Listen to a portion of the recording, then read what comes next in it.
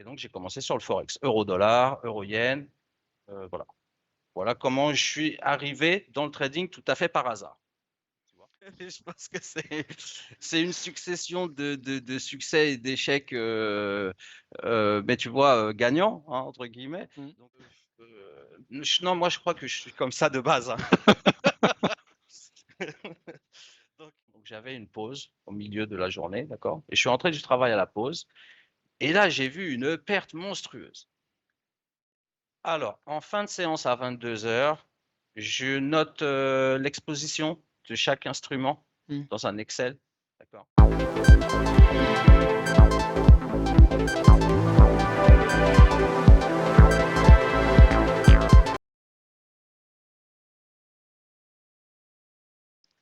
Bon, bah, écoute Nicolas, je te souhaite la bienvenue sur cette interview. Je suis très content de te recevoir et puis je vais te laisser. Bon, on a un petit plan de 10 points. On va voir le temps qu'il nous faut pour le faire. Je vais commencer par te laisser te présenter. Ben, écoute, merci à toi, Pascal, pour cette invitation tout d'abord. Et puis, alors pour ceux qui m'ont pas reconnu, éventuellement, moi je suis Nicolas Faucher. Je suis trader pour compte propre, comme on dit, disons trader particulier depuis 2007. Ça fait une quinzaine d'années. Fin 2007, plus exactement. Et accessoirement responsable pour la France de la société Darwinex, qui est une société, donc, comme tu le sais, puisqu'on en a parlé, Mmh. de gestion et de courtage qui est régulée en Europe et au Royaume-Uni, et dont le but, si tu veux, est de faire progresser les traders, les faire devenir gestionnaires de capitaux, tout simplement. Étape par étape, en les faisant progresser à la fois en termes d'historique, de confiance et bien évidemment avec la crédibilité arrivant de capitaux sous gestion. Ouais. Donc voilà, si tu veux, mon petit CV. Donc une expérience de 15 ans quand même. Ouais, ben, à peu près 10 ans comme professionnel, si tu veux, dans l'industrie financière, on va dire. Mais je fais du trading depuis 2008, on va dire. Depuis 2008, de manière quotidienne. De Et manière alors, quotidienne. comment tu as découvert le trading? Comment c'est arrivé dans ta vie? Ben, c'est un peu atypique, on va dire. C'est-à-dire que moi, quand j'étais jeune, je faisais souvent des petits business sur Internet. C'était l'époque des e-books, ce genre de choses, Mmh. qui se développaient pas mal. C'était la grande époque un peu de Herbalife et tout ce genre de choses, tu vois, la vente directe et tout ça. Et moi, je vendais des e-books sur Internet à travers un système qui s'appelait ClickBank à l'époque pour les vieux. Et si tu veux, un jour, je me suis trouvé à vendre un e-book. J'étais jeune, hein, je devais avoir 17-18 ans. Et je me suis trouvé à vendre un e-book qui s'appelait Forex Autopilote. C'était un robot de trading. Bon, moi, j'y connaissais rien, je devais juste vendre l'e-book. Mais vu que je suis un peu de nature très curieuse, tu vois, je me suis renseigné et j'ai compris que c'était un robot qui fonctionnait sur la bourse et qui générait, si tu veux, des transactions et des plus-values. Donc, je me suis dit, au lieu de vendre ce bouquin, je vais l'acheter. Bon, j'avais pas besoin de l'acheter, si tu veux, je l'avais. Mais je me suis dit, ben, pourquoi pas s'intéresser directement à ce truc sur lequel le robot passe des transactions et le faire moi-même, hein, plutôt que, tu vois. Et donc, j'ai commencé à m'intéresser au marché, etc. Et à l'époque, c'était le Forex qui était accessible. Et donc, j'ai commencé sur le Forex, euro-dollar, euro-yen, voilà. Voilà comment je suis arrivé dans le trading tout à fait par hasard, tu vois. Sauf que tu es arrivé avec l'aide d'un robot, donc tu n'avais pas de connaissances en fait. Tu suivais ce que disait le robot. Ah, eh bien, au départ, j'utilisais le robot, en effet, puisque j'y connaissais rien. Hmm. Et j'utilisais le robot. Et puis, ce robot m'a amené vers d'autres robots. Donc, j'ai commencé à tester d'autres robots. Et puis, un jour, j'en ai acheté un qui a fonctionné très bien pendant 3 jours, qui faisait des grosses plus-values. J'étais très étonné. Et puis, un jour, je suis rentré du travail. Moi, je travaillais dans la restauration, donc j'avais une pause au milieu de la journée, d'accord? Et je suis rentré du travail à la pause. Et là, j'ai vu une perte monstrueuse. Et là, j'ai compris, si tu veux, qu'il y avait une asymétrie, en fait, Mm. entre ce que le robot gagnait et ce qu'il perdait quand il perdait. Et je me suis dit, bon, ben, ça gagne de l'argent. Mais en fait, faudrait simplement essayer de couper les pertes. Et puis, donc, mathématiquement, il y a quelque chose à faire. Et c'est comme ça que je me suis mis à me dire, eh ben, il va falloir, si tu veux, mettre les mains dans le cambouis soi-même, apprendre, et puis trouver des mécanismes qui vont faire que je vais mathématiquement générer plus de gains Ouais. que de pertes, et ne pas déléguer à un système dont je ne connais absolument rien et que je laisse juste tourner comme ça, tu vois. Et donc voilà, je suis arrivé comme ça. Donc il t'a fallu quand même trois robots, enfin environ trois robots, ouais, pour découvrir que le robot, ouais, enfin, tu n'apprends rien avec un robot. Ben, t'apprends rien, mais à la base, tu fais ça pour gagner de l'argent, Hmm. pas vraiment pour apprendre. Donc, si tu veux, l'apprentissage, ça vient en seconde phase. Mais au départ, tu fais ça, bah, c'est juste un business, entre guillemets. Tu fais ça juste pour gagner de l'argent, donc je n'étais pas forcément intéressé par la chose. Mais c'est vraiment, moi, je te dis, c'est ce côté, quand je suis rentré et que j'ai vu la perte immense, j'ai compris que, OK, ça gagnait de l'argent, mais il y avait un truc qui clochait. Il fallait juste ajuster ce paramètre. Et là, il y avait quelque chose à faire, Hmm. tu vois. Donc, je m'y suis mis comme ça. Et tu as appris avec quoi alors du coup comme support? Parce qu'il n'y avait pas forcément tout ce qu'on a comme aujourd'hui, YouTube et autres. Bah, c'était, si tu veux, par la pratique et puis il y avait quand même un peu de matériel accessible, c'était en anglais, Hmm. mais c'était très, très basique. Déjà, c'était purement analyse technique. Et puis, il faut aussi recontextualiser le marché à l'époque. Il était plus facile, entre guillemets, techniquement. Et c'est pour ça que d'ailleurs, les robots ont bien marché pendant un moment. Il y avait des choses qui se passaient la nuit, qui étaient récurrentes et qui se faisaient pratiquement tous les jours et qui se font plus aujourd'hui, Hmm. tu vois. Et donc, c'est des récurrences que tu peux plus exploiter. De la même manière, le breakout, ça marchait super bien à une époque. Aujourd'hui, c'est plutôt des zones où tu vas aller chercher la contrepartie, tu vois. Euh, donc, il y a des mécanismes qui ont un peu évolué à travers le temps. Et, et donc, voilà, tout simplement, moi j'ai commencé sur le Forex, puis après, j'ai fait d'autres trucs. Euh, mais voilà, c'était très analyse technique au départ, très analyse technique. Et puis après, tu t'intéresses, puis tu apprends, et puis tu vois d'autres choses. Voilà. Mais du coup, tu étais resté uniquement sur les marchés Forex alors? Ou tu avais vraiment eu Bien, cette curiosité d'aller plus loin? non, c'était le plus accessible à l'époque. Ouais. C'était c'est-à-dire les premiers brokers retail, ils sont arrivés en proposant du Forex. Donc, alors sauf si tu passais par ta banque ou Hmm. des brokers de bourse, tu vois, des courtiers de bourse. Mais des premiers courtiers à proposer des contrats, des produits OTC, c'était Forex. Forex, c'était je ne me rappelle plus, mais c'était vers 2007, 2006 par là, où tu pouvais commencer à ouvrir des comptes chez Simbank, tu vois, une banque en Suisse où tu pouvais ouvrir un compte en ligne. Mais c'est pareil, alors à l'époque, il n'y avait pas de micro-lot, tu ne pouvais pas traiter des notionnels de 1000, c'était des notionnels de minimum 10 000, il n'y avait pas la cinquième décimale après la Hmm. virgule, il n'y en avait que 4. Tu vois, les marchés ont beaucoup évolué depuis cette période et donc c'était beaucoup moins accessible à l'époque. Mais la bonne chose, c'est que tu pouvais moins facilement tomber sur des arnaques aussi. Oui. Parce que tu n'avais que deux courtiers, bon, bah voilà, tu vois. C'était les bras de levier, non? C'était à l'époque où tu avais encore les bras de levier très très grands? Ouais, Ouais, moi c'était j'étais risqué. chez Alpari UK, qui a coulé entre-temps, qui était un super broker à l'époque, même s'ils étaient, c'était la grande époque, tous les courtiers, ils étaient en B-book market making, tu vois. Euh, mais c'était un bon courtier, qui exécutait bien les ordres, et c'était le levier de 200. Levier de 200. Donc oui. Oui, ben c'est le jeu aussi parce que si tu veux, le B-Book, ça marche bien quand tu offres un levier de 200. Hmm. Sinon, ça n'a pas d'intérêt. Tu Et comprends? encore, 200, ça va encore. Il y a eu pire. Oui, sur d'autres brokers, Australie, Chine, tu pouvais faire 500 ou 1000. Ouais, j'ai vu ça. Mais bon, ça n'a pas de sens. Ça n'a aucun sens. Ouais.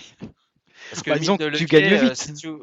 non, tu Mais perds tu vite perds vite. Mais tu parce perds que vite. quand tu ouvres ta transaction, t'es déjà en appel de marge Eh quasi. oui, ouais. En fait, tu ne peux que perdre. Tu Hmm. vois, ça peut pas gagner. Tu Tout vois. à fait. Alors j'ai vu tout à l'heure, bon, en off, tu avais la tête tournée vers la droite. Donc tu as des techniques, tu as ton marché qui est ouvert. Tu utilises quoi? Est-ce que tu as des techniques particulières ou des Ah non, styles là, de j'ai la trading? tête tournée vers la droite parce que le marché chinois a perdu 3% cette nuit. Donc là, ça tire un peu, si tu veux. Mais des techniques particulières, non, pas vraiment. En fait, si tu veux, les marchés que j'ai traités, ils ont évolué au fur et à mesure du temps. Au début, j'ai fait le forex. Après, je suis passé sur les futurs parce que ça m'a beaucoup intéressé, le trading au carnet d'ordre. C'était en 2011 par là.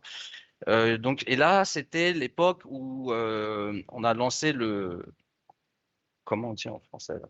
Euh, Comment il dit Macron en français là? Pour ça, tu pourras couper, mais Il dit euh, beaucoup de choses, Macron. Je sais pas. whatever it takes. Comment on dit en français? Euh, Quoi qu'il en coûte? ouais, le quoi qu'il en Le coûte. quoi qu'il en Voilà, coûte. voilà. Bon, c'est à l'époque où Draghi, il avait lancé le quoi qu'il en coûte, hein, et donc là, c'était bon du trésor, bon du trésor, bon du trésor, jusqu'à ce que les taux passent négatifs. Là, j'ai un petit peu bugué, et j'ai commencé à perdre parce que je me suis mis en face du marché. Et donc là, j'ai arrêté. Et j'ai commencé à faire un peu des indices. Faire un peu des indices jusqu'à maintenant. Indices, soit via des ETF, soit c'est des CFD.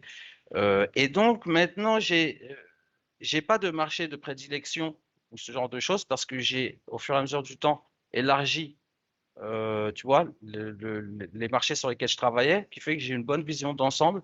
Et aujourd'hui, ben, mon portefeuille, il est composé de plein de choses différentes sur lesquelles j'arbitre au quotidien. Et il y a beaucoup de choses. Il y a des bons, il y a des matières premières, il y a des indices sur beaucoup de pays différents, aussi bien long que short. Hmm. Euh, donc, si tu veux, on est plus dans presque la gestion de portefeuille, tu vois. Euh, il y a les outils techniques, ça va être des niveaux basiques de support et de résistance et des moyennes mobiles basiques. Si tu veux, ce que je vais chercher, moi, c'est plutôt l'efficience du portefeuille en termes de niveau, en termes de comment il est mixé, plutôt que des niveaux techniques sur un marché particulier. Ouais. Suivant comment l'ensemble des marchés évolue, je vais plutôt ajuster tel ou tel actif en termes d'exposition. Peut-être que si j'ai trop d'actifs qui sont cotés en dollars, je vais me couvrir avec de l'euro-dollar s'il se passe quelque chose au niveau des banques centrales, tu vois. Donc Hmm. ça va être une gestion plus, plus globale Global, que ouais, tout à fait. simplement me spécialiser sur quelque chose. Alors, je vais être beaucoup moins pointu sur un sujet en particulier. Par exemple, un mec qui fait que des bons depuis toujours, qui a tradé sur un desk de bons et qui sait toute sa vie. Je vais être beaucoup moins pointu que ce mec-là sur les bons. Mais par contre, je vais avoir une vision plus globale sur l'ensemble des marchés et sur les mécanismes qui se mettent en place, tu vois. Euh, et, et donc, j'ai pas de technique particulière, si ce n'est l'information. Twitter, Twitter, ça c'est une de mes techniques, on va dire. Ah bon? Un de mes outils, ouais, Twitter. Et puis après, des niveaux basiques, techniques, simples, support, de résistance, où je vais plutôt me mettre long, short, plutôt me hedger, plutôt renforcer, etc. Voilà, tout simplement. Et les moyennes mobiles que tu utilises, c'est quoi? C'est les 20, 50, 200, le truc classique ou tu as des choses un peu plus... Parce qu'en fait, si tu es sur les marchés asiatiques, je sais qu'eux, ils ont une vie particulière. Les marchés asiatiques sont plus dynamiques quand même. Non, en fait, ça dépend si tu utilises des futurs ou des CFD cotés 24 heures sur 24. Les moyennes mobiles, ça, vu qu'elles sont temporelles, Hmm. tu vois. Si tu as un marché qui est coté que 10 heures par jour, tu vas pas mettre la même moyenne mobile Ah, d'accord. que sur, tu vois ce que je veux dire? Hmm. Qu'un marché qui est coté 24 heures sur 24. Donc, généralement, ce qui marche bien, moi, ce que j'utilise, c'est une moyenne toute bête du prix moyen du jour. Donc, on va dire un 1250 pour faire gros, qui s'adapte un peu à tous les marchés. Sur un graphique de 5 minutes, tu prends une moyenne mobile de 250, ça te fait le prix moyen du jour. Et tu prends une moyenne mobile de 1250, ça va te faire le prix moyen de la semaine. D'accord. Généralement, moi, j'utilise ces deux moyennes mobiles. Quand on touche, quand tu es en tendance baissière, le marché revient sur la première, généralement, il repart. C'est des niveaux qui marchent assez bien en dynamique. Sinon, voilà, support, résistance. C'est- Et du M5, ouais, c'est ta période de prédilection. Ben, c'est-à-dire que sur un graphique M5, je peux voir 2 voire 3 jours de recul. Oui, Et puis avec les moyennes mobiles. Donc, je sais quel prix, je sais que si je veux me hedger, par exemple, hier à 4375 sur le Stoxx, c'était facile, tu vois. Euh, donc, je regarde tout simplement les moyennes du jour, à combien il est le prix du jour, à combien il est le prix de la semaine, et puis en fonction parce que j'ai déjà un plan en tête hmm, établi, si tu veux. Euh, Généralement, si je short à 4375, c'est que je l'attendais, en fait, ce prix. Tu ouais. vois. Donc, euh, donc c'est déjà quelque chose, c'est pas quelque chose où je vais hésiter, où je vais attendre un signal. On va toucher 4375, je vais vendre. En regardant évidemment le momentum, tu vois. Hmm. Mais tout simple, voilà, tout simplement. La prochaine question dans mon plan qui était l'organisation, parce que l'organisation, c'est voilà, tu as la partie un peu préparation avant l'ouverture des marchés ou avant les différents travaux sur les marchés. La partie psychologique, je sais qu'il y en a certains qui ont un petit rituel avant d'être sur les marchés. Est-ce que tu as ce genre de choses, toi? Alors, en fin de séance à 22 heures, je note l'exposition de chaque instrument Hmm. dans un Excel, d'accord? Ce qui me permet de voir de combien en notionnel je suis long, combien je suis short, est-ce que je suis neutre ou est-ce que je suis plus long que short, euh, sur la proportion tu vois, Hmm. le pourcentage de chaque type d'instrument dans l'allocation de portefeuille, etc. Ça, je le fais au quotidien, ce qui me permet, eh bien, chaque jour, justement, entre 3 heures et 3 heures. Alors, tu vas voir que j'ai un rythme de vie un peu compliqué. Euh, en fait, le futur chinois, il ouvre à 3 heures et le cash, il ouvre à 3h30. Donc, si tu veux, entre 3 heures et 3h30, ici, j'ai déjà une première rotation qui peut se faire, qui peut s'effectuer. D'accord? Donc, entre 3 heures et 3h30, généralement, entre 3 heures et 4 heures, je vais être là et je vais faire ce que j'ai à faire sur ce marché. Euh, Ensuite, entre 8 heures et 9 heures, il y a le futur, d'accord, futur européen qui Mhm. ouvre. Et à 9 heures, donc là, tu as 1 heure aussi où tu vas pouvoir, eh bien, en fonction de ce qui s'est passé aussi en Asie, tu vas pouvoir déjà te dire, OK, vu que, tu sais, comme je t'ai expliqué, j'ai des longs et des shorts en même temps, Oui. je vais pouvoir me dire, est-ce qu'aujourd'hui j'ai un risque haussier ou est-ce que j'ai un risque baissier? Si j'ai un risque haussier, je vais savoir je clôture, est-ce que je clôture mon hedge ou est-ce que je le renforce? Tu vois, donc là, à partir de là, par rapport à ce qui s'est passé en Asie, je vais commencer à préparer l'ouverture européenne à cette période, 8 heures, 9 heures. À 9 heures, en fonction de ce qui se passe, je vais interagir ou pas. Et ensuite, ben pareil, à 15 heures, le COMEX il ouvre, à 15h30, le CMI il ouvre. Donc là, entre 15 heures et 15h30, je regarde ce qui se passe sur les métaux, un petit peu à l'ouverture. Et puis à 15h30, ben, j'ai une troisième. Là, j'ai les ETF. J'ai mes ETF cotés en dollars qui ouvrent.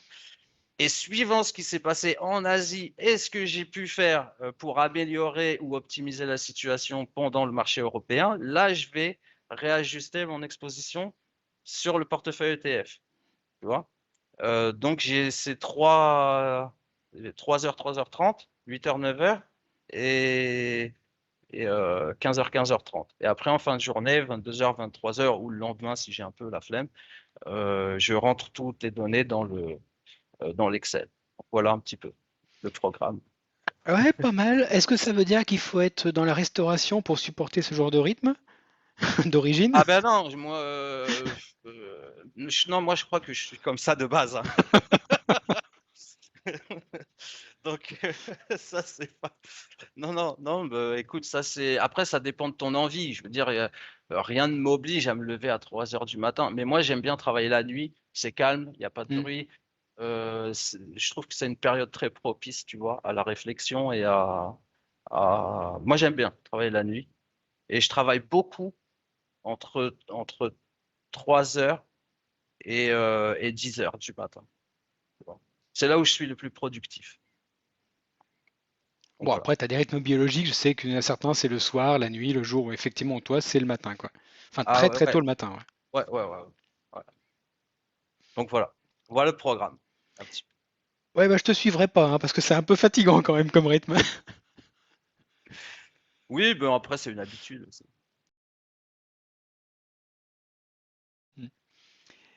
Alors, dans toute ton expérience, est-ce que... Alors, il y a un chapitre sur la plus grosse erreur. Alors, la plus grosse erreur, c'est soit la tienne, une de tes plus grosses erreurs, ou une plus grosse erreur ouais, que tu connais et que tu pourrais déconseiller. Tu choisis.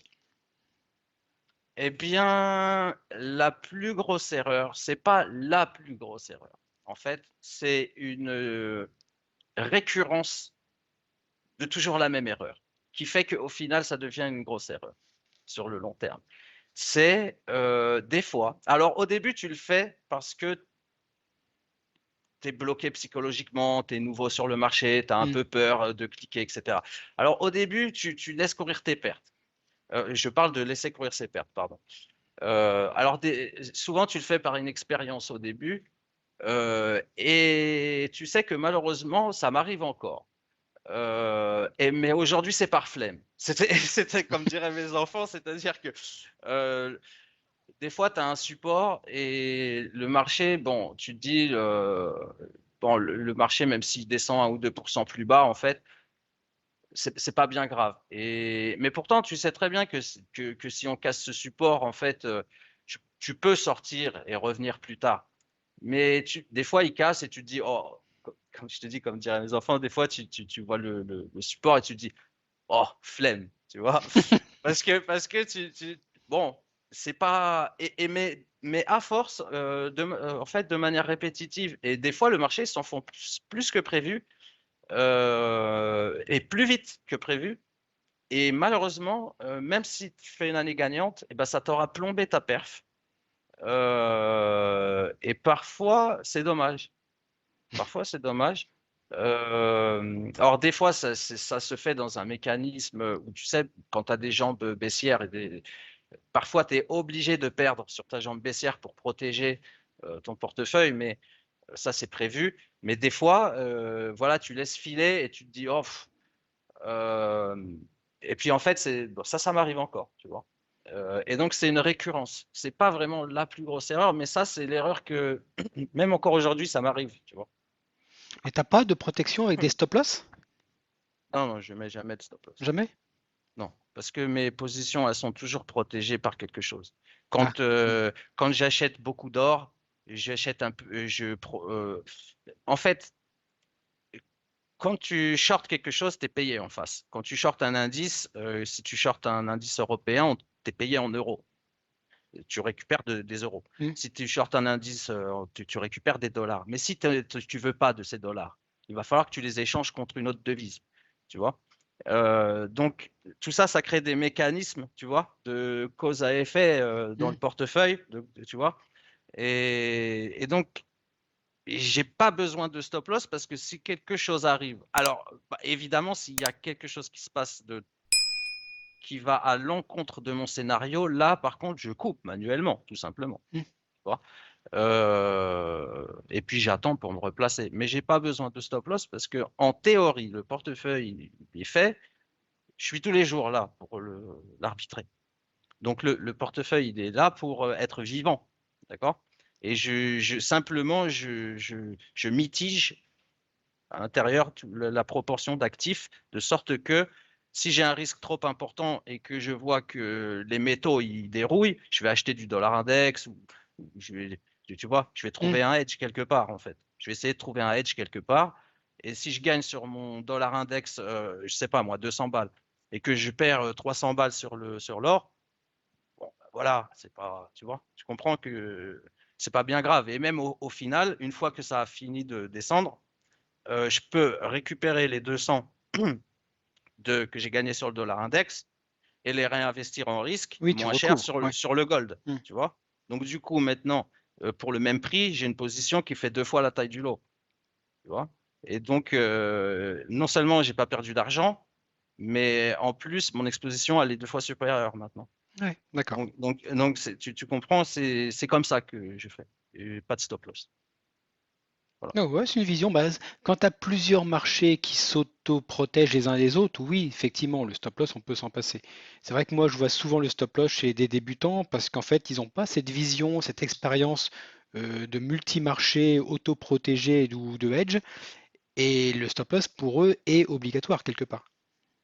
Bien parce que si tu traites en intraday avec des techniques bien spécifiques de day trading, de machin, de trucs, c'est normal. Hmm. C'est-à-dire que là, tu as un process qui est différent.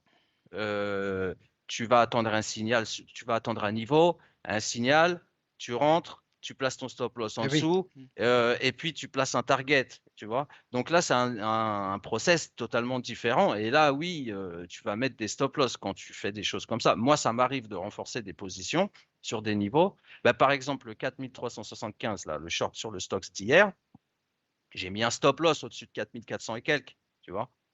Généralement, je mets des stop loss de 1% sur les indices quand je fais des Ouais. opérations intraday comme ça. Suivant la volatilité, entre 1 et 1,5%, voire 2% sur des marchés très volatiles, tu vois.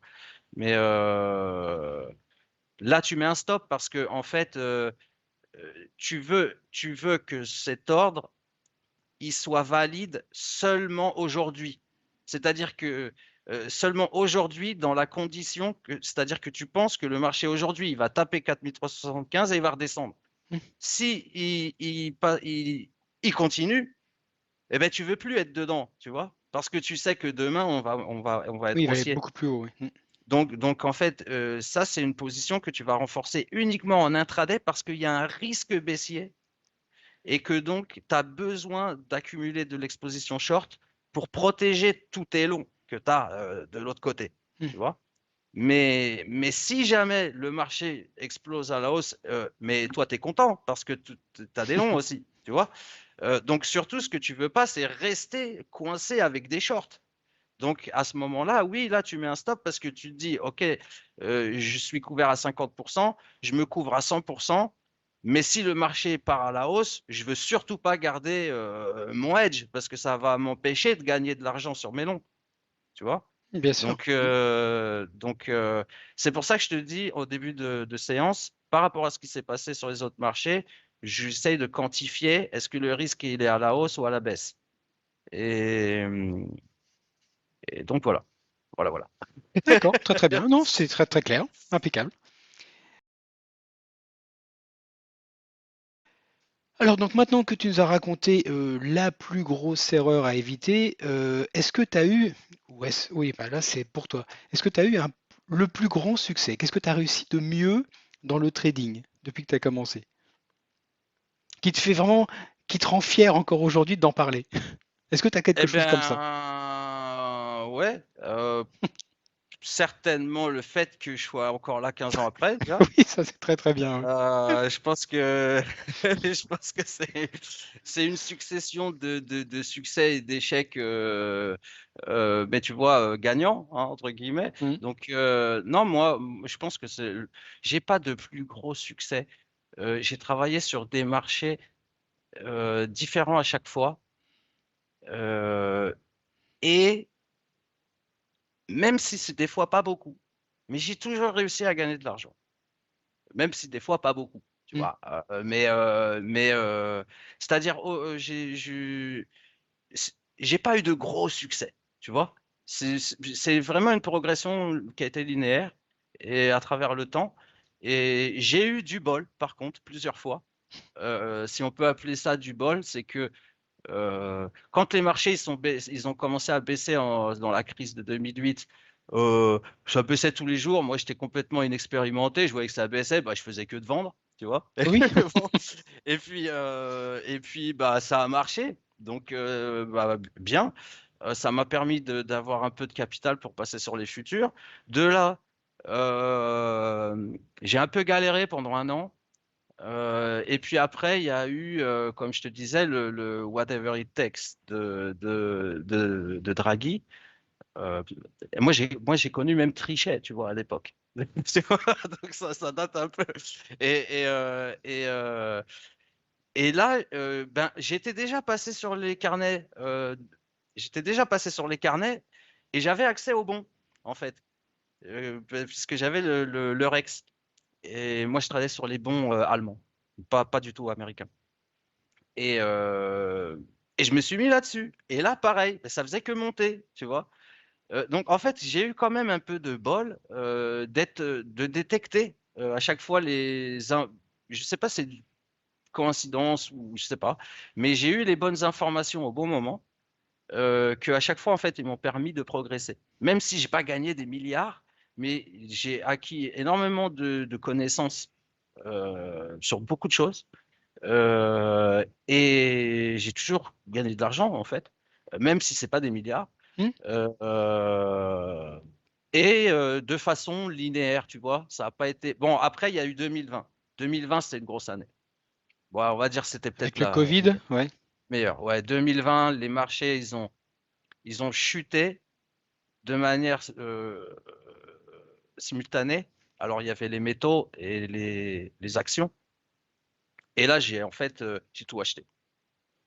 J'ai tout acheté avec des petites sommes, avec des petites sommes hein, en plus, que j'ai renforcé. Alors, j'ai acheté du gold, du silver. Le silver, je l'ai payé sous 15. Je l'ai payé à 14,75, quelque chose comme ça. Euh, et je l'ai revendu à 27. Oui. Tu vois. Je l'ai revendu à 27 et j'ai renforcé toute la hausse. Hein. À la fin, la position était énorme. Et je suis sorti à 27 parce que je me rappelle. Est-ce que même je suis pas sorti entre 25 et 27? Bon, je suis sorti dans cette zone parce que j'avais peur du dernier, du 30. Et j'ai dû sortir entre 25 et 27.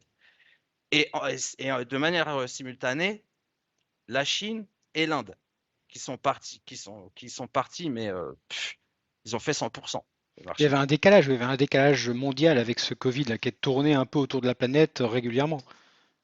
Ben, non, mais les marchés actions, ils ont tous chuté en Ils même ont temps. tous, ouais. Ils ont tous chuté en même temps que l'or, en même temps que. Il y a eu une grosse baisse. Je me rappelle, j'étais à la gare de Genève. Il pleuvait, j'étais au Starbucks, en face de la gare. Et j'étais sur mon téléphone. Et je vois une chute. Mais, mais alors, c'était pas aussi impressionnant que le plus gros crack, c'était en mai 2011. Je crois que l'année, c'était 2011. Là, il y a eu un crack, c'était phénoménal. Euh, mais bref. Et donc là, tous les marchés sont tombés en simultané. Et là, j'ai tout acheté. J'ai acheté de la Chine, j'ai acheté de l'Inde, j'ai acheté du silver, du gold. euh, et tout est parti. Tout est parti et j'ai renforcé toutes les hausses. Hmm. L'indice indien, il s'est pris une barre de baisse. Alors, je suis sorti à zéro parce que vu que j'avais renforcé tout le long, tu vois. Oui. Mais par contre, j'ai réussi à vendre l'indice chinois. J'ai commencé à acheter à 12. Je crois que je l'ai acheté à 12 000 et je l'ai revendu à 19 000. Donc, et pareil, j'ai renforcé la hausse. Euh, voilà. Après, depuis, on fait pas grand-chose. Hein. pas te mentir. 2021, c'est flat. Non, 2021, c'est flat. 2022, le portefeuille, il fait moins 14. Et cette année, on est revenu quasi sur les plus hauts de 2020.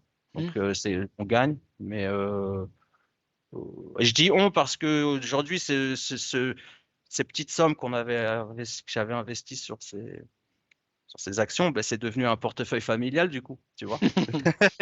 Et donc, on le gère un peu sur différents actifs, sur différentes choses.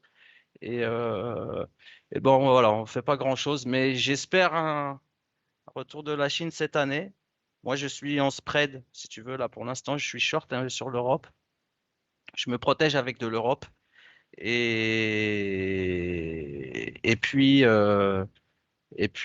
j'essaye d'acheter. Mais pour l'instant, c'est un peu dur de rentrer encore avec beaucoup d'expos. Mais j'essaye d'acheter un peu d'actions, un peu de trucs. J'ai de l'indice chinois. J'ai un peu des indices sur un peu tous les pays émergents. Et j'essaye d'accumuler, si tu veux. Je vais essayer de profiter d'une baisse un peu généralisée des marchés pour à la fois encaisser sur mon short et, comme je te le disais tout à l'heure avec l'exemple, euh, tu vois, encaisser cette marge pour la réinvestir derrière quand les marchés ils auront stabilisé. Ouais.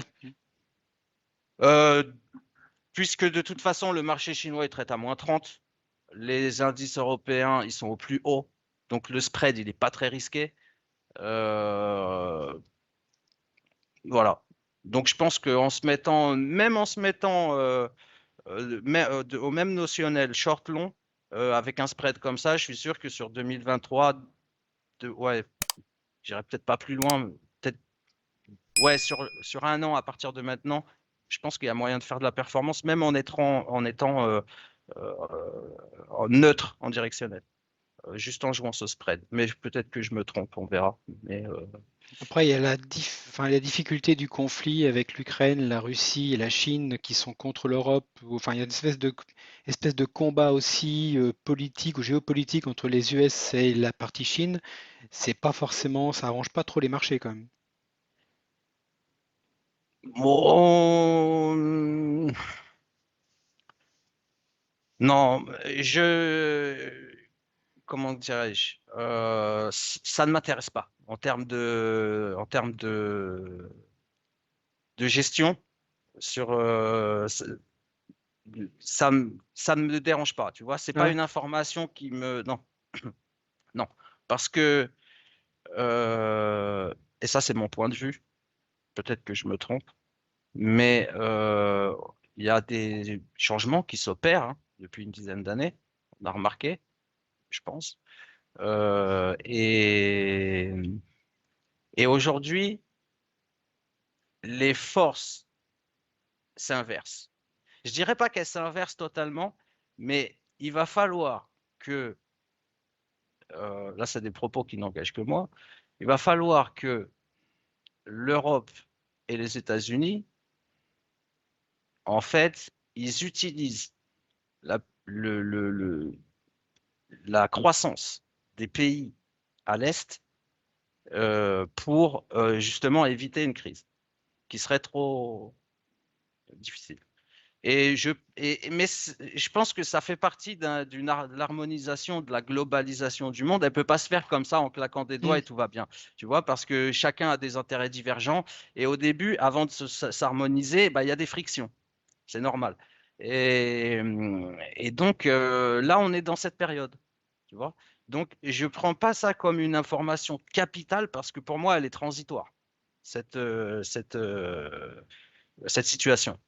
Et donc, moi, je ne regarde pas la situation telle qu'elle est aujourd'hui, je regarde comment elle va, le, le résultat Hmm. de ce qui pourrait advenir. C'est ça qui m'intéresse, moi. C'est pas la situation telle qu'elle est maintenant. C'est de voir comment elle va qui va utiliser qui, de quelle manière, comment ça va s'organiser, et quel appui. Par exemple, quand le président Macron, il va donner une légion d'honneur au président de l'Inde. C'est-à-dire, quand tu regardes ça en tant que spectateur, tu te dis, qu'est-ce qu'il fout? Mais qu'est-ce qu'il va, qu'est-ce que c'est, qu'est-ce que ça fout là, tu Ouais, vois? mais sur l'échiquier Mais mondial, en fait, il pose un pion, quoi. Il se prépare. voilà, exactement. Donc tu vois, ça, c'est des petites informations qui sont pas capitales, mais c'est des petites choses que moi, c'est ça qui m'intéresse. C'est de savoir comment la situation évolue, pas comment elle est actuellement. Ça ne m'intéresse pas. Hmm. Euh, donc, euh, donc voilà, tu vois. Non, mais c'est très très bien. Et c'est la différence, si tu veux, entre un système technique et un système qui est basé plus sur l'information et l'évolution des choses. Euh, ça, c'est pas la même chose, hein, si tu veux. Mais je dis pas que l'un est mieux que l'autre. C'est juste différent. Et voilà. Mais ça te permet, moi je préfère essayer d'avoir un temps d'avance. Euh, parce que tu sais, par exemple, tiens, si on va mettre en opposition ces deux choses, avec une phrase très simple et très connue. On dit, et ça c'est la phrase quand j'ai commencé le trading, on dit, oui, mais toute l'information est incluse dans les cours. Tu vois? On te dit, oui, mais nous, on fait de l'analyse technique parce que de toute façon, le fondamental, ça sert à rien puisque l'information, elle est dans les cours. Oui. Ben, c'est vrai. Sauf que, en fait, ma vision des choses maintenant, avec le recul, eh ben, je la comprends plus pareil, cette phrase. À l'époque, je la comprenais comme, eh ben, du coup, vu que l'information, elle est dans les cours, ça sert à rien de regarder le fondamental. On va regarder que les Hmm. cours. Ben, en fait, non. En fait, cette phrase, elle veut simplement dire que si l'information, elle est déjà dans les cours, eh ben, c'est que c'est trop tard, en fait. Tu vois? Et c'est ça, en fait, le truc. C'est Oui. que une fois que donc, tu vois, maintenant, je la comprends différemment, cette phrase. Maintenant, je la comprends comme ça. Je la comprends de sorte que l'information, elle est dans les cours, mais si elle est dans les cours, mais c'est que tu arrives trop tard. Parce que ça a déjà monté. Bah, les Tu vois? cours réagissent. Donc forcément, il y a du retard. Voilà. Donc, moi, si tu veux, mon objectif à moi dans ce que je fais, c'est d'être avant le signal. Hmm. Parce que j'ai une information où j'ai compris, où j'ai cru comprendre, parce que évidemment, des fois, tu te plantes, Ouais. tu vois. Euh, tu vois. Euh, j'ai cru comprendre quelque chose que le marché n'a pas encore pricé, tu vois. Et c'est là où tu gagnes de l'argent. Enfin, en tout cas, moi, c'est comme ça que je fais, tu Bah, c'est vois. bien, c'est bien, c'est bien. Tu Ça vois. fonctionne. Et parce que quand tu perds pas beaucoup. Et quand tu gagnes, tu es en avance sur tout le monde. Si bien que quand les gens ils voient monter, ils se mettent en mode FOMO, ça te double encore ton profit. Et là, tu sors. Et quand tout le monde te dit faut acheter, faut acheter, faut acheter, mais toi, tu leur vends. Oui, Tu dis, tiens, c'est. tu prends. Je fais tout ce que tu veux. J'en ai 200 des lots. Tiens. Tu comprends? Donc, c'est deux systèmes différents. Il n'y a pas un qui est meilleur que l'autre. Et d'ailleurs, il y a des mecs qui font du pur technique qui sont certainement bien meilleurs que moi. Mais c'est deux choses différentes. Mais moi, en termes intellectuels, si tu veux, ça me passionne beaucoup plus. C'est pour ça que je me suis orienté vers ça. Parce que le technique, euh, à la limite, je comprends que tout le monde automatise. Parce que si c'est pour faire que de l'exécution, autant faire un robot, tu vois. Moi, je ne vais pas passer ma journée à faire de l'exécution. Hmm. Je veux dire, à un moment donné, faut que je travaille mon cerveau parce que sinon, ça va pas m'intéresser, ça va vite me saouler, hein. Donc, c'est voilà. Donc, c'est mon approche en tout cas. Non, mais c'est une façon de voir les choses et c'est très très bien, effectivement. Par contre, si tu avais. Alors maintenant, si on se orientait uniquement vers les débutants, parce que bon, tu as des gens qui débutent et qui n'ont pas ce retour d'expérience de 10 ou 15 ans sur les marchés, qu'est-ce que tu pourrais donner comme conseil à des débutants? Euh, alors, déjà, tu t'inscris sur DarwinX 0. Déjà, déjà. Très joli. Ensuite, une fois que tu t'es inscrit, une fois que tu es inscrit, tu n'utilises pas de levier. C'est-à-dire que l'ensemble de tes positions simultanées, elles doivent se cumuler et être limitées à un levier 1. D'accord? Donc, c'est pourquoi c'est plus intéressant de passer par un système comme Darwin X0 parce qu'on te donne 100 000 euros de capital. Accumuler des positions et rester en levier 1 quand tu n'as que 1000 euros ou 500 euros sur Hmm. ton compte de trading, c'est pas possible. Donc ça c'est une première chose, pas de levier. parce que ça va te permettre de durer. Et si tu dures, tu apprends. Et malheureusement, c'est bien la raison pour laquelle beaucoup de traders aujourd'hui sont plus là, hein. C'est que ils ont perdu avant d'apprendre et de comprendre, Ouais. si tu veux. Et ça, c'est ça qui tue l'industrie, hein. C'est ça. Donc, pas de levier, couper les pertes, parce que euh, quand tu es inexpérimenté, tu vas pas, une fois que tu les as pas coupés, tu les couperas plus. Et quand tu as la flemme, comme moi des fois, eh ben, de toute façon, c'est pas bon parce que soit ça va te grossir ta perte, soit ça va te faire perdre en performance. Donc, pas de levier, couper les pertes et laisser courir les gains. Tu sais, cette phrase, c'est pareil. C'est une autre phrase aussi, on la répète souvent, mais chaque année que je gagne en expérience, je la trouve de plus en plus vraie, tu vois. Justement à cause de pas couper, des fois de pas couper les pertes parce que j'y fais pas attention. Et donc couper les pertes et se projeter sur minimum 3 à 5 ans, tu vois, quand tu rentres dans cette activité. Se projeter sur minimum 3 à 5 ans, ne serait-ce que pour construire de la perf, un historique, Mm. et, et aussi pour gagner en vision, tu vois. Regarde, moi je te dis, j'ai commencé par le Forex, après j'ai fait les bons, après j'ai fait les indices, tout ça sur futur. Donc tu vois, j'ai traité différents marchés, j'ai fait de l'OTC, j'ai fait du futur. Le seul truc que j'ai jamais fait, je l'ai fait une fois, c'est des options. Euh, Parce que vu que je fais des hedges directement sur des marchés OTC, etc., j'ai pas vraiment besoin d'options. Euh, et en fait, au fur et à mesure des années, tu apprends de plus en plus sur les infrastructures de marché, sur les contreparties, comment ça fonctionne, les risques, la conformité. Euh, et c'est pareil, là, par exemple, la conformité, ça a l'air super chiant et tout, mais quand tu comprends les mécanismes des infrastructures de chaque marché, etc., eh bien, tu comprends les contraintes des opérateurs, tu vois. Et quand tu comprends les contraintes des opérateurs, tu comprends pourquoi le marché il peut ou pas spiker à tel endroit ou pas, ou qu'est-ce ou quoi. Et il y a des choses que tu comprends, euh, ça met du temps, tu vois. Et aussi pour te développer, tu vois, je te disais, donc je fais Forex, bons, indices sur différents types d'infrastructures. Là maintenant, je rentre dans une période où je m'intéresse plus aux actions. Parce que les actions, ça met du temps, parce que chaque entreprise individuellement, il faut étudier Ouais, chaque c'est ça. truc, machin, tu vois. Moi, je fais de l'indice parce que c'est plus global. Et puis, quand une société est merde, elle sort de l'indice. C'est plus pratique, tu vois. Euh, que quand une boîte, elle ouvre, elle fait -40, gap baissier, -40, bah là, tu peux rien faire, hein, tu vois. Donc là, je m'intéresse aux actions. Et donc, tu vois, ça a pris 15 ans pour que, fur et à mesure, je développe mes connaissances, si tu veux, du plus basique, du plus global, à aller dans les branches. Tu vois, de plus en plus dans les branches, de plus en plus petites. Et aujourd'hui, ben, je m'intéresse aux actions individuelles. Et, et ça prend du temps. Et si je pouvais faire exactement ce que je voudrais, je ferais un desk avec il faudrait que j'arrive à me couper en plusieurs personnes, mais un desk action, un desk bon, un desk, et je ferais vraiment un portefeuille de fou, tu vois.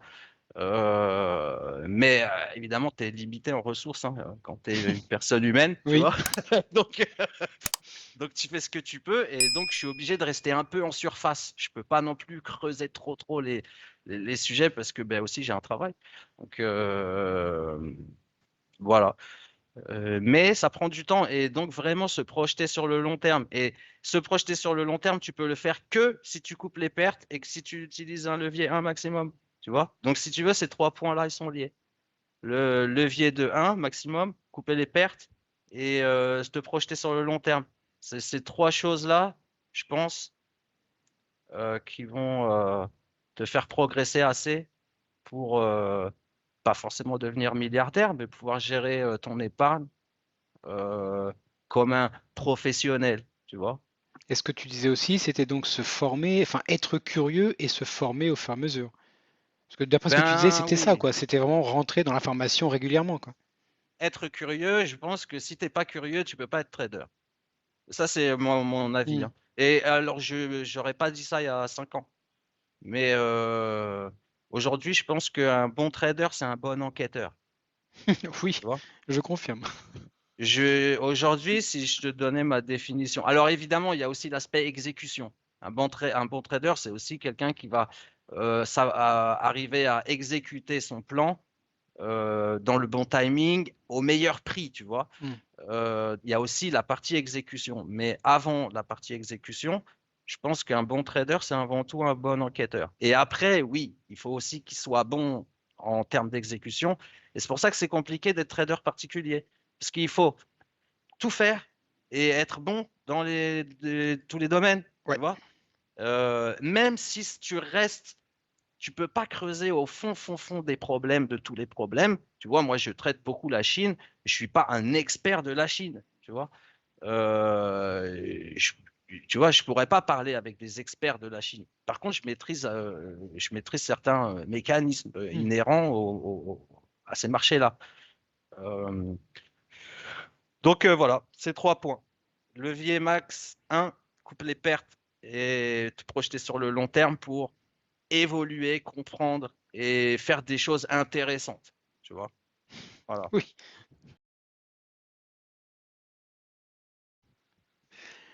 Ok. Voilà.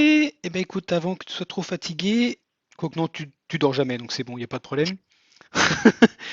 Est-ce que tu as un secret à divulguer ou est-ce que tu as un mot de la fin? Parce que bon, je pense que ça fait déjà pratiquement 1 heure qu'on parle.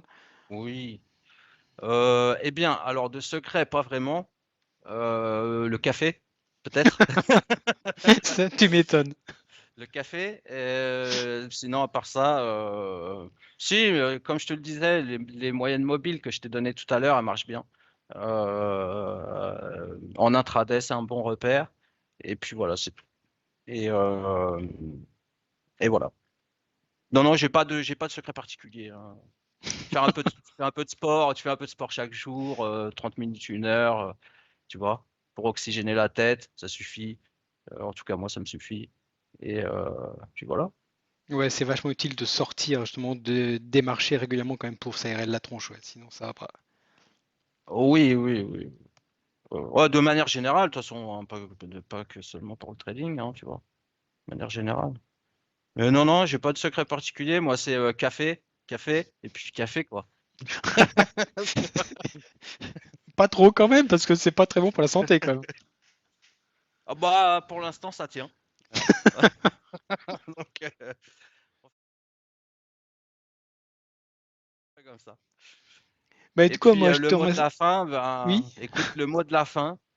Le mot de la fin, ce sera les 3 choses qu'on a dit tout à l'heure. Levier 1, coupe les pertes et projeter sur le long terme. Et pour ça, il y a Darwin X 0.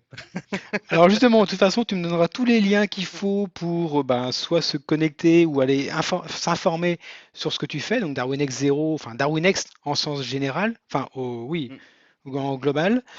Darwin X 0, Darwin X 0, pardon, c'est nouveau. Ça existe depuis très peu de temps, je crois. Ça limite tous Avril. les risques d'investissement ou de risque de position. Ben, ça te permet tout simplement de pouvoir commencer à lever des capitaux sans risquer, sans avoir à ouvrir de compte de trading, Hmm. donc de risquer ton capital tout simplement, et de pouvoir commencer à lever des fonds et justement à te projeter sur le long terme en faisant un bon track record avec tous les outils dont tu as besoin, statistiques, etc. Et, euh, et donc voilà. Et tu peux lever des fonds très facilement dès le premier mois de trading. Donc, justement, c'est une porte d'entrée, si tu veux, à la fois aux traders, eh ben, pour gérer des fonds, pour ceux qui veulent déjà gérer des fonds, mais aussi pour les débutants, bah, pour leur donner, si tu veux, une voie où ils pourront justement se projeter, puisqu'ils savent que, bon, je vais pas faire n'importe quoi, je vais faire les choses bien, parce que si je les fais bien, bah, dans 3 mois, ma carrière, elle démarre. Tu Oui. vois? Et voilà. Donc là, c'est autre chose que de prendre un compte de 3000 balles et de se dire, bon, allez, on va essayer de faire 100% à la fin du mois, tu vois. Et puis ça va marcher un mois, et puis le mois d'après, tu vas être à 10 000, et puis tu vas perdre les 10 000 dans une journée. C'est du vécu pour beaucoup de gens en plus, ouais. Bah oui. Bon, moi, je l'ai vu, hein, moi-même. Donc, de mes yeux. Donc, je te le dis. Ouais. Bon, écoute, je te remercie beaucoup. Donc, bah, tu me passeras, comme je t'ai dit, tous les liens qu'il faut. On les mettra dans la description de la vidéo. Cette vidéo, elle sera disponible. Bah, j'ai d'autres interviews que je dois diffuser avant. Donc, bah, on verra. De toute façon, je t'informerai quand ça sortira. Ok, ça Et marche. puis, c'était super bien. Eh ben, merci à toi, en tout cas, pour l'invitation, encore une fois. Et puis, bah, à la prochaine, hein. À la À la, prochaine, il n'y a aucun à la problème. prochaine.